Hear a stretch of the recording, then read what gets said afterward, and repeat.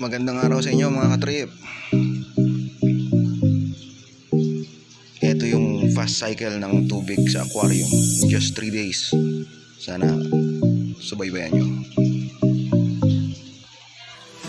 Backstory, ito yung yung unang-una kong alaga nun, mga Glow Tetra. Yung aquarium na yan kasi binigay lang sa akin yung 30 gallons, binigay ng kaibigan ko. Ayan, meron yung Glow Tetra, Tiger Barb, tsaka Mollies. Yan, enjoy na enjoy yung anak ko, yan yung bunso ko.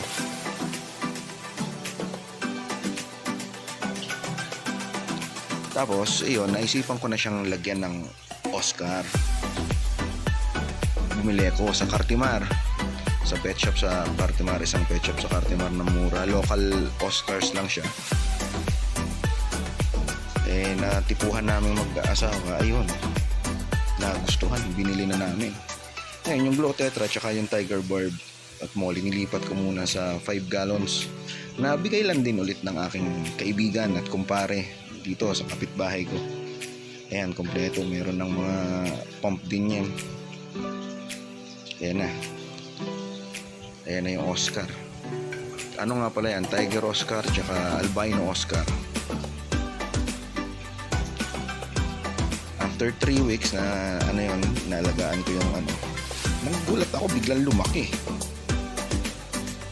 Ang laki, ang bilis ng paglaki nila. From 1 inch tas naging 3 inch na siya. Inches na siya na Kaya naisipan ko kumuha ng malaki-laking aquarium para paghandaan yung growth nila. Kaya naisipan ko, hanap ako ng deal. Nakakuha ko ng 75 gallons tank. Ayan. Kay sir na hindi ko alam yung pangalan kasi ang nakalagay sa Facebook niya Chenquaila eh. Good deal siya, kaso may crack lang yung sump, so dinikitan ko na lang. Kaya ayun, so ayan yung first day ng ating cycle na nakakuha tayo ng aquarium. So ito na, lalagyan na natin siya ng tubig.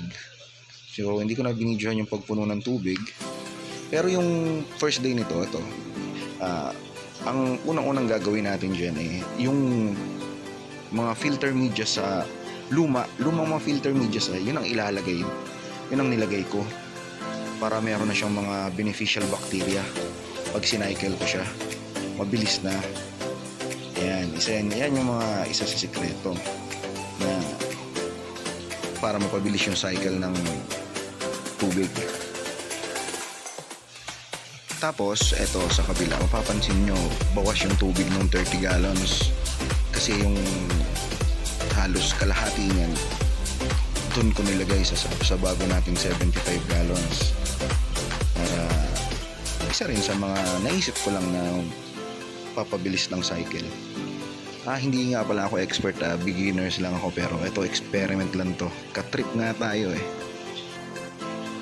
at para maging effective palalo yung 3-day cycle natin, yan ho ang unang ginawa. Nagtimpla ko ng water conditioner. Ito Philippine made to. Sabi Philippine made. Ang gamit ko nga pala dyan, yan, Optima water conditioner. Optima, baka naman. Yan yung Optima, ginawa ko dyan 3 beses kada isang araw ang salin ko kasi nakalagay naman dun no overdose, so kahit gaano karami, para lang, naisip ko lang kasi para lang mapabilis yung cycle ng tubig. Yan, sinasaid ko yung natitira pa na kasi may natitira pa doon sa ilalim.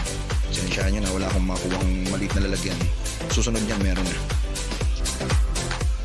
Ngayon pansinin nyo itong sa 30 gallons natin, binawasan ko pa ng tubig, sinalin ko pa siya ulit doon sa 35 gallons. Hindi ko na lang na-videohan Ayan, may maliit na akong lalagyan, so lagay ulit ako ng Optima. Yan talagang pinakasikreto dyan, Optima, baka naman. Mura na yan, tapos talaga super effective.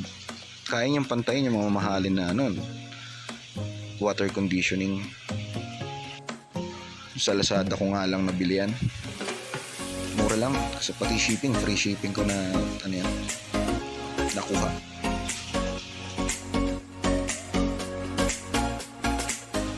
At ang pangalawang araw, eto na. pagkagising ko pa lang talagang yan na una kong ginawa. Maghalo ng Optima water conditioner para isalin agad sa aquarium. Tapos noon, sumunod, ayan, yung substrate na gagamitin ko. Yung substrate pala na gagamitin ko is yung Lava Rocks. Sabi ng mga expert, yan daw maganda para sa Oscar. Kasi dahil hindi tayo expert, beginner lang tayo at nagtitrip lang, experiment lang. Ayan, sinusunod natin yung mga sinasabi nila. So ang pagsalin yan, ganyan daw, dahan-dahan. Yan, nakita ko naman yan kay Boss Arrow Keepers. Napanood ko sa YouTube channel niya. Shoutout nga pala sa iyo, boss. Thank you sa mga tips mo. Maliit lang yung bahay namin kasi. Kaya sa labas ko hinuhugasan yung mga substrate. Ayan, sana pagpasensya nyo na yung video quality. Again, please subscribe sa my channel, mga katrip, J-Rockstrip. Tsaka nga pala, talagang nilinis ko na maigi yan kasi yung binili ko sa Lazada na substrate, isang sako, 10 kilos, daming dumi, may mga plastic pa. Kailangan yun guys, suriin nyo maigi para mamaya may mga iron pa doon, mga bakal kasama, kailangan tatanggalin yun. Hindi maganda yun sa ating aquarium. Ayan ulit, ganyan, dahan-dahan lang na hindi lumabo yung tubig, hindi siya kumalat yung mga maliliit. Yan, ginawa ko dyan, ganyan, dahan-dahan. Kita nyo naman talagang sobrang dahan-dahan.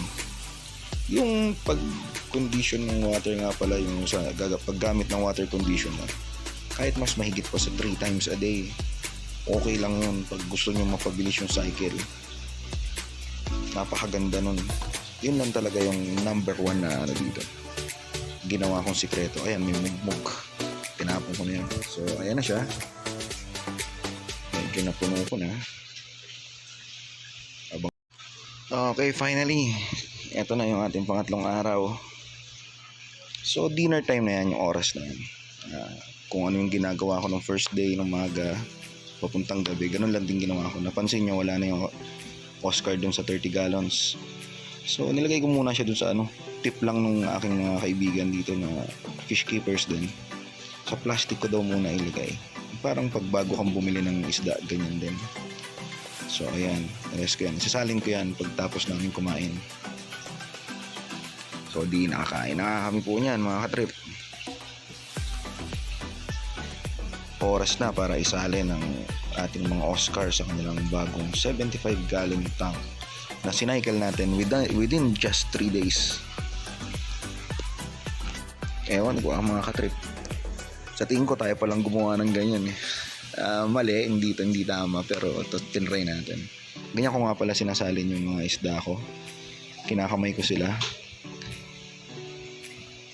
Tsaka ko siya ilalapag doon. Dahan-dahan.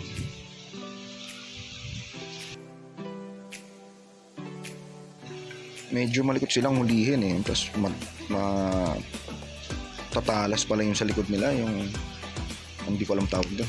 Basta yung tulos-tulos nila sa likod. Ang galing eh. Natusok pa nga ako ng bahagya. Pero kayang tiisin yan. Maisalin lang sila at mabigyan na magandang tirahan in just 3 days. So, try natin kung effective na yung water cycle natin within 3 days.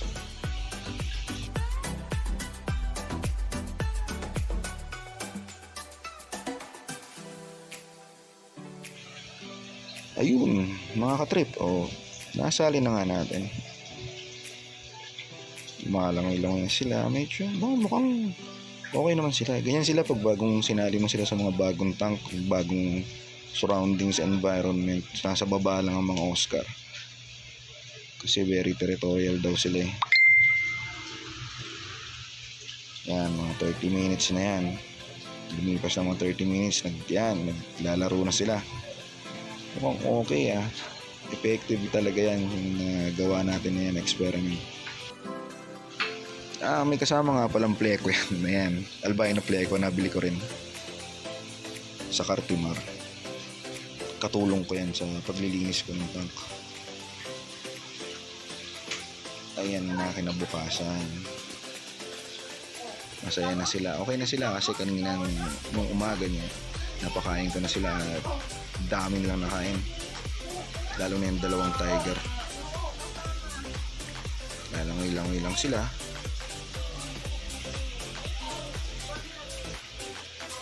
Tapos tuloy-tuloy pa rin yung water condition niyan, yung paglagay ng Optima water conditioner. Tuloy-tuloy lang yan. Ayan na. Diba? Ganun lang po kadali yung process na ginawa ko, mga katrip. 3 days water cycle. So, please subscribe to my channel. Thank you. Abangan pa yung mga susunod na video. Dadagdagan pa natin yan ng another Oscars. I love Oscar fish.